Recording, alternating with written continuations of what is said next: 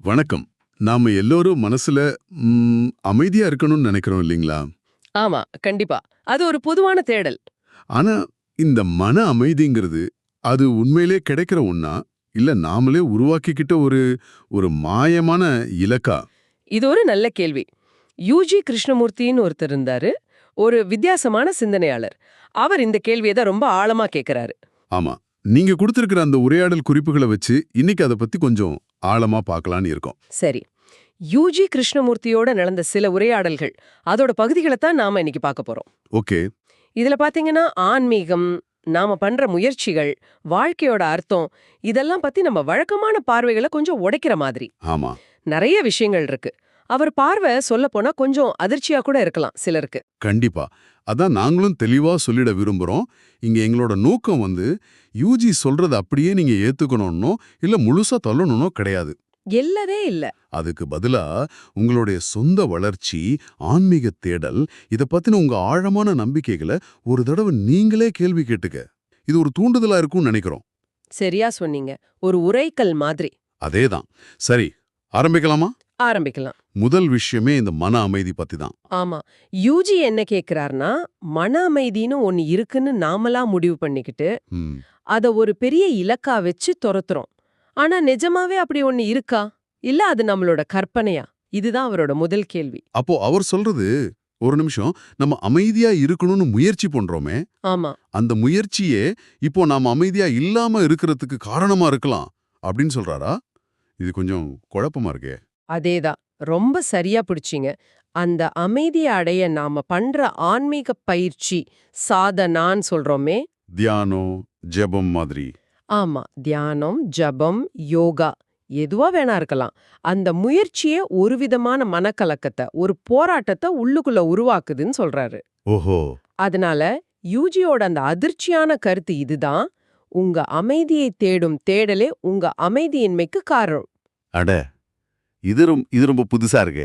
சரி, அப்போ அந்த அமைதி எப்போ கிடைக்கும்னு கேட்டா எல்லாரும் சொல்றது நாளைக்கு தியானம் சரியா பண்ணா, மனசு பக்குவப்பட்டா, இப்படி தள்ளி போடுறாங்களே, ஏன் இன்னிக்கே அது முடியாது? எதுக்கு யூஜி என்ன கேக்குறாருன்னா, ஏன் இந்த தள்ளி போடுதல்? ஏன் அமைதி எப்பவுமே எதிர்காலத்துல இருக்கு? ஆமா, இன்னைக்கு இல்லாம போறதுக்கு என்ன காரணம்? ஒருவேளை நீங்க தேடுற அந்த அமைதிங்கிற நிலை, அது சிந்தனையால அடைய முடியாத ஒண்ணா இருக்குமோ? சிந்தனையால அடைய முடியாதா? ஆமா. ஏன்னா சிந்தனை எப்பவும் நேத்து நடந்ததை வச்சோ, நாளைக்கு நடக்க போறத பத்தி தானே யோசிக்கும். ஆமாம், சரிதான். அது எப்படி இப்போதைய கணத்துல இருக்கிற அமைதியை கொண்டு வரும்? அதுதான் அவரோட கேள்வி. யோசிச்சு பார்த்தா அதுவும் சரிதான். இது அடுத்த கேள்விக்கு கொண்டு போகுது. யூஜி கிட்ட ஒருத்தர் கேக்குறாரு, நான் என்ன செஞ்சாலும் அதுல ஒரு அர்த்தமே இல்லாத மாதிரி இருக்கு. ஒரு திருப்தி இல்ல. இதை விட ஏதோ உயர்ந்த ஒண்ணு இருக்கணும்னு தோணுதுன்னு. இது நம்மில் பலரும் உணர்ற ஒரு விஷயம் தானே? ஆமா, நிச்சயமா. அதுக்கு யூஜியோட பதில் பாத்தீங்கன்னா ரொம்ப நேரடியானது, கொஞ்சம் ஷாக்கிங்கா கூட இருக்கும். சொல்லுங்க. அவர் கேக்குறாரு, சரி, ஒருவேளை இந்த அர்த்தமின்மை, இந்த திருப்தியின்மை, இதுதான் வாழ்க்கைனா என்ன பண்ணுவீங்க? என்னது? இதுதான் யதார்த்தம்னா ஏத்துக்க தயாரா? அப்படின்னு கேக்குறாரு. வாவ்! இது உண்மையிலேயே யோசிக்க வைக்குது. அதாவது வாழ்க்கைக்குன்னு ஒரு பெரிய அர்த்தம் இருக்கணும்னு நாம எதிர்பார்க்கறதால தான், ஆமா. இப்போ நாம செய்யற சின்ன சின்ன விஷயங்கள் கூட அர்த்தமில்லாத மாதிரி தெரியுதா? மிக சரியா புரிஞ்சுக்கிட்டீங்க. யூஜே அதத்தான் சொல்றாரு. வாழ்க்கைக்கு ஒரு அர்த்தம் இருக்கணும்னு நீங்க நினைக்கிறதே உங்க இப்போதைய அர்த்தமின்மை உணர்வுக்கு காரணம். ஓஹோ! அந்த அர்த்தமுள்ள வாழ்க்கைங்கிற ஐடியாவை நீங்க தூக்கி போட்டா, நீங்க செய்யற அன்றாட வேலைகள்ல, சாதாரணமான விஷயங்கள்ல கூட ஒரு அர்த்தத்தை கண்டுபிடிக்க முடியும்னு சொல்றாரு. உதாரணமா? சாப்பிடுறது, நடக்கிறது, வேலை செய்யறது, இதுலெல்லாம் அதுக்குன்னு ஒரு அர்த்தம் இருக்கு. அதுக்கு மேல கற்பனையா ஒரு உயர்வான ஆன்மீக அர்த்தத்தை தேடாதீங்கன்னுகிறாரு. அப்போ ஆன்மீக இலக்குகள் அத நிறைய பேர் வாழ்க்கையோட உச்சபட்ச அர்த்தமா நினைக்கிறாங்களே. இங்கேயும் யூஜே ஒரு குண்ட தூக்கி போடுறாரு. சொல்லுங்க. அவர் என்ன சொல்றாருன்னா, சரி, ஆன்மீக இலக்குகளை அடைய நீங்க எந்த கருவிய பயன்படுத்துறீங்க? ம். என் மனசு, என் சிந்தனை. அதேதானே? இதே மனசு தானே நீங்க உலகத்துல பணம் சம்பாதிக்க, பதவி அடைய, மத்த பொருள் சார்ந்த விஷயங்களுக்கும் பயன்படுத்துறீங்க. ஆமா, ஒரே மனசுதான். வேற என்ன இருக்கு? அப்போ யூஜி கேக்குறார், ஒரே கருவிய வச்சு செய்யற ரெண்டு விஷயமும் எப்படி வேற வேற மாதிரி இருக்கும்? ம். அதனால ஆன்மீக தேடலும் ஒரு வகையான பொருளை தேடுற மாதிரி தான், அதுவும் ஒரு விதமான மெட்டீரியலிசம் தான் அப்படின்னு சொல்றாரு. ஓ, அதாவது மனசுங்கிறது நம்ம கடந்த கால அனுபவங்கள், கத்துக்கிட்ட விஷயங்களோட தொகுப்பு. அது காலம் சார்ந்தது. சரி. அதனால அந்த மனசை வச்சு தேடுற ஆன்மீகமும் அதுவும் காலம் சார்ந்த பொருள் சார்ந்த விஷயமா மாறிடுதுன்னு சொல்றாரா? எக்ஸாக்ட்லி. ரொம்ப சரியா சொன்னீங்க. நீங்க ஆன்மீக வழியில உண்மையா செயல்படுறத விட அத பத்தி அதிகமா யோசிக்கிறீங்க. ம். இதுவும் ஒரு விதமான தள்ளி போடுதல், ஒரு விதமான மனமயக்கம்னு யூஜி கருதுகிறார். அப்போ உண்மையான ஆன்மீகம் மனசை கடந்ததா? அப்படி இருந்தா மனச ஒரு கருவியா வச்சு எப்படி அதை அடைய முடியும்? இதுதான் அவரோட கேள்வி.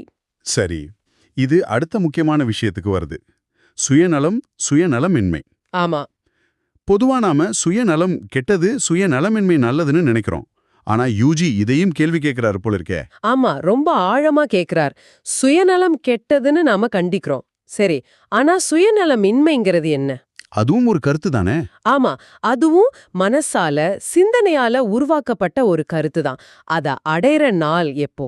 அதுவும் எப்பவுமே நாளைக்கு தான். அதேதான். அப்போ யூஜி சொல்றது என்னன்னா, நீங்க சுயநலமின்மைய அடைய முயற்சிக்கும் வரைக்கும் நீங்க சுயநலவாதியா தான் இருக்கீங்க. என்னது, சுயநலமா இருக்கக்கூடாதுன்னு நினைக்கிறதே சுயநலமா? இது இது எப்படி? யூஜியின் பார்வை இதுதான். நீங்க உண்மையிலேயே உங்க சுயநலத்திலிருந்து விடுபட விரும்பல. அப்படியா? அதனால தான் சுயநலமின்மைன்னு ஒரு அழகான கருத்தை கண்டுபிடிச்சு அத ஒரு இலக்கா வச்சுக்கிட்டு உங்க சுயநலத்தை நீங்க தொடர்ந்து பாதுகாத்துக்கிறீங்க. ம். அந்த இலக்கை அடைய நீங்க போடுற ஒவ்வொரு முயற்சியும் உங்க சுயநலத்தை இன்னும் பலப்படுத்துதே தவிர குறைக்காதுங்கிறார்.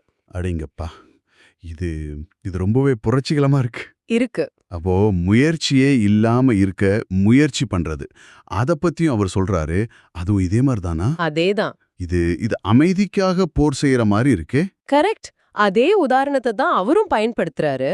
முயற்சியற்ற நிலைய முயற்சி செஞ்சு அடைய முடியாது. அது ஒரு முரண்பாடு. தியானத்தையும் சொல்றாரு இல்லையா? ஆமா. தியானத்தை அவர் ஒரு உதாரணமா சொல்றாரு. தியானத்துல உட்கார்ந்தா மனசுல 1008 வன்முறை எண்ணங்கள் வருது. ஆமா. அத அடக்க முயற்சி பண்றோம். இது உள்ளுக்குள்ள நடக்கிற ஒரு போர் மாதிரி தான். ம். அந்த போர் இன்னும் வன்முறையை தான் உருவாக்குது. அப்போ தியானத்துக்கு அப்புறம் வர்ற அந்த அமைதி, சில நேரம் ஒரு அமைதி வருதே. அது யூஜி என்ன சொல்றாருன்னா, அது உண்மையான அமைதி இல்ல. அந்த போர் செஞ்சு ஏற்பட்ட சோர்வு, ஒரு களைப்பு தான் அந்த அமைதியா தெரியுதுன்னு சொல்றார். ஓ, களைப்பா? ஆமா. உண்மையான அமைதி முயற்சி இல்லாம தானா வருது அப்படிங்கிறாரு. சரி, இப்போ எல்லா இலக்குகளுமே ஆன்மீகமா இருந்தாலும் சரி, உலக விஷயமா இருந்தாலும் சரி, நமக்கு ஒரு நம்பிக்கையை கொடுக்குதில்ல? ஆமா. ஆனா யூஜி சொல்றார், நம்பிக்கைங்கிறது நாளைய தேவை, இன்னைக்கு இல்லைன்னு. இது எப்படி புரிஞ்சுக்கிறது? நாம நினைக்கிறோம் இன்னும் கொஞ்சம் படிச்சா, இன்னும் சில டெக்னிக் கத்துக்கிட்டா, இல்ல இன்னும் அனுபவம் வந்தா நம்ம இலக்க அடைஞ்சிடலான்னு. ஆமா, ஆனா அதுக்கு எந்த கேரண்டியும் இல்லன்னு நமக்குள்ளேயே தெரியும். தெரியும். ஆனா தெரிஞ்சும் ஏன் அதையே செய்றோம்? ஏன்னா அது ஒண்ணுதான் நமக்கு தெரிஞ்ச வழி. நம்பிக்கைங்கிறது நாளைக்கு எதையோ எதிர்பார்க்க வைக்குது. ஆமா, ஆனா இன்னைக்கு இருக்கிற நிலையை எதிர்கொள்ள நமக்கு செயல் தேவை, காத்திருப்பு இல்லைன்னு கேக்குறார் யூஜி. இந்த மாதிரி அர்த்தத்தை தேடுறது, இலக்குகளை துரத்துறது, இதனால என்ன பாதிப்பு வருது? நம்ம வாழ்க்கைய வாழ்றதுக்கான சக்திய, நம்மளோட எனர்ஜி இது எடுத்துக்குதா? நிச்சயமா. யூஜியின் பார்வையில இந்த அர்த்த தேடல்ல நாம செலவழிக்கிற சக்தி மிக அதிகம். ம். அந்த சக்தி அந்த தேடல்ல இருந்து விடுபட்டா முதல்ல அந்த தேடலே அர்த்தமற்றதுன்னு புரியும். சரி. ரெண்டாவது, அந்த சக்தி நம்ம வாழ்க்கைய ஒவ்வொரு கணத்தையும் முழுமையா வாழ்றதுக்கு பயன்படும். ஓ, வாழ்க்கைக்கு இயல்பா ஒரு அர்த்தம் இருக்கு. நாமெல்லாம் கற்பனையா ஒரு ஆன்மீக அர்த்தத்தை அது மேல சுமத்தும் போதுதான் பிரச்சனை வருதுங்கிறார். எப்படி வாழ்றதுன்னு கேக்குறதே வாழ்க்கைய ஒரு பிரச்சனையாக்கி மத்தவங்கள சார்ந்து இருக்கிற நிலையை உருவாக்கிடுதுன்னு சொல்றாருல்ல? ஆமா, அந்த கேள்வி வந்துட்டாலே நீங்க பதிலுக்கு யாரையாவது தேட ஆரம்பிச்சிடுறீங்க. குரு, புத்தகம். ஆமா. குரு, புத்தகம், தத்துவம்னு இது ஒரு சார்பு நிலைய உருவாக்குது. வாழ்க்கை வாழ்றதுக்கு தான். அதை எப்படி வாழ்றதுன்னு கேள்வி கேட்டு சிக்கலாக்கிக்க வேண்டாம் அப்படிங்கிறாரு. அடுத்ததா, இது ரொம்ப முக்கியமானது. அவர் எல்லா விதமான அதிகாரத்தையும் முழுசா நிராகரிக்கிறார். ஆமா. துறவிகள், ஞானிகள், குருக்கள், தீர்க்கதரிசிகள் எல்லாரும் தப்புன்னு சொல்றாரு. இது ரொம்ப தீவிரமான கருத்து இல்லையா? ஆமா. இது ரொம்ப அடிப்படையான, தீவிரமான ஒரு புள்ளி. இது ஒரு முக்கியமான கேள்வியை எழுப்புது. யூஜி என்ன சொல்றார்னா, இந்த அதிகாரங்கள் மேல நீங்க நம்பிக்கை வச்சிருக்கிற வரைக்கும் உங்களுக்கு உண்மையான ஒரு தெளிவே வரவே வராது. கடந்த காலத்து ஞானிகள்ல இருந்து இப்ப இருக்கிற குருக்கள் வரைக்கும் எல்லாரும் சொல்றது உங்க அனுபவத்துக்கு சரிப்பட்டு வரலன்னு நீங்களே உணரும்போதுதான் உங்க உள்ளுக்குள்ள ஒரு வெடிப்பு எக்ஸ்ப்ளோஷன் மாதிரி ஒன்னு நடக்கும் அப்படிங்கிறாரு.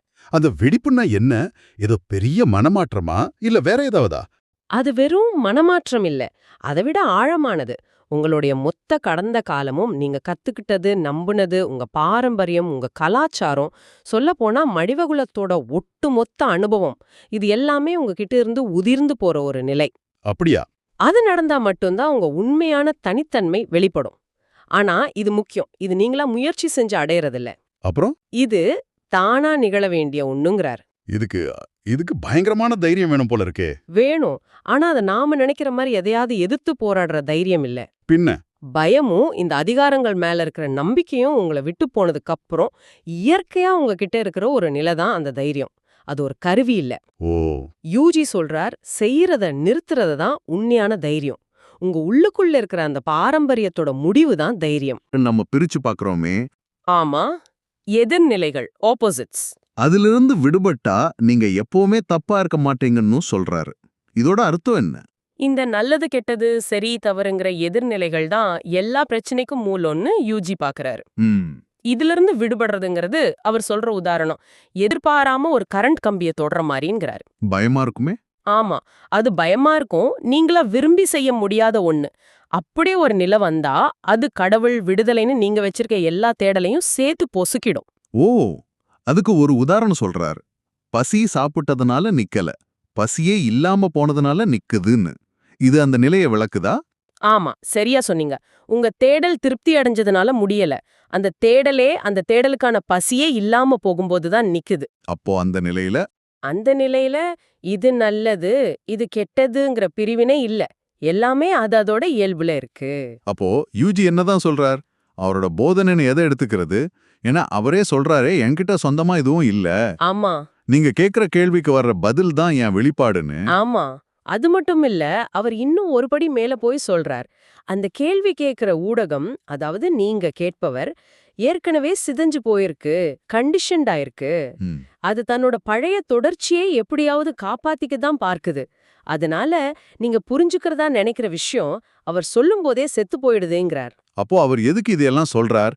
அவர் மத்தவங்க சொல்றத தாக்குறத விட தான் சொன்னதையே உடைக்க முயற்சி பண்றதாவும் சொல்றாரு. என்ன காரணம்? இது ரொம்ப முக்கியமான பாயிண்ட். காரணம் இதுதான், நீங்க அவர் சொல்றத ஒரு புது சித்தாந்தமா, ஒரு புது அமைப்பா மாத்தி அதை பிடிச்சு தொங்கிடக்கூடாது. ஓ, இன்னொரு நம்பிக்கையா மாத்திடக்கூடாது. அதேதான். அதனாலதான் அவர் தொடர்ந்து அவர் சொன்னதையே மறுக்கிறார், குழப்புகிறார்.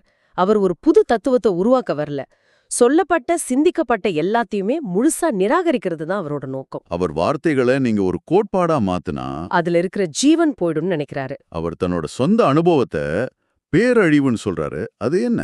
ஏதோ விபத்து மாதிரி சொல்றாரு. அது சாதாரண விபத்தில்ல, அது அவருக்குள்ள நடந்த ஒரு தனித்துவமான சக்தி வெடிப்பு, எனர்ஜி எக்ஸ்ப்ளோஷன் என்கிறார். இது நாம யோசிக்கிற மாதிரி மனசால உருவாக்கிக்கிற ஆன்மீக அனுபவங்கள் மாதிரி இல்ல, வேற மாதிரி. முற்றிலும் வேற.